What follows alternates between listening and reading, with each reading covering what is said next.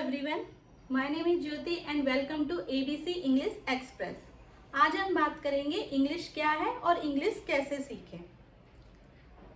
English क्या है? English एक ग्लोबल लैंग्वेज है जिसे बोलकर हम दुनिया के लोगों से कनेक्ट कर सकते हैं, और इंग्लिश एक स्किल है जिसे सीख के हम अपनी लाइफ को इजी बना सकते हैं। बहुत से लोगों का मानना है कि वो इंग्लिश नहीं सीख सकते, या उनको इंग्लिश नहीं आती, या वो इंग्लिश के लिए नहीं है। ऐसा कुछ भी नहीं है। अगर आप थोड़ा थोड़ा टाइम डेली देंगे तो आप इंग्लिश सीख सकते हैं। जैसे साइकिल चलाना, कुकिंग करना हमें एक दिन में नहीं आता, वैसे ही इंग्लिश भी हम एक दिन में नहीं सीख सकते। उसके लिए भी हमें थोड़ा थोड़ा टाइम देना पड़ता है। नेक्स्ट, इंग्लिश कैसे सीखें? तो इंग्लिश सीखने के लिए 4 पिलर्स हैं: reading, writing, listening, speaking. Reading, जब हम रीडिंग करते हैं तो हमें न्यू वोकेबलरी मिलती है, नए नए शब्द मिलते हैं, और हमें सेंटेंस स्ट्रक्चर का पता चलता है। तो इसलिए रीडिंग इम्पोर्टेंट है, और हमें डेली 10 मिनट या 1 या 2 पेज जितना आप कर पाए उतना करना चाहिए, अगर आप इंग्लिश सीखना चाहते हैं तो। और अगर आपको पढ़ना अच्छा लगता है तो भी कर सकते हैं।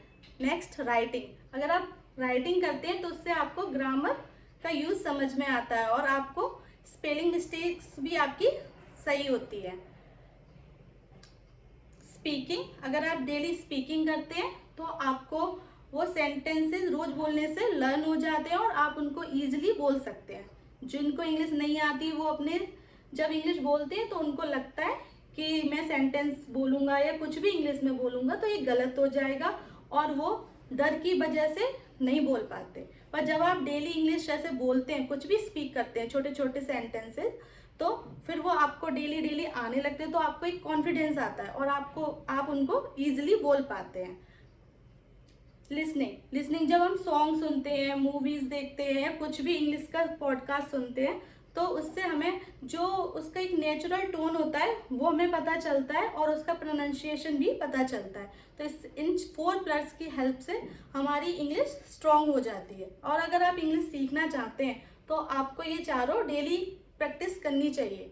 आप मिरर प्रैक्टिस भी कर सकते हैं। आप कोई भी टॉपिक लेके छोटा सा पैराग्राफ या स्टोरी लिख के आप मिरर के सामने खड़े होके या कैमरे के सामने खड़े होके भी बोल सकते हैं, जिससे भी आपकी इंग्लिश प्रैक्टिस हो जाएगी। फिर आप उसको अपने वीडियो को सेल्फ देख सकते हैं और अपनी जो भी गलतियां हैं उनको सही कर सकते हैं।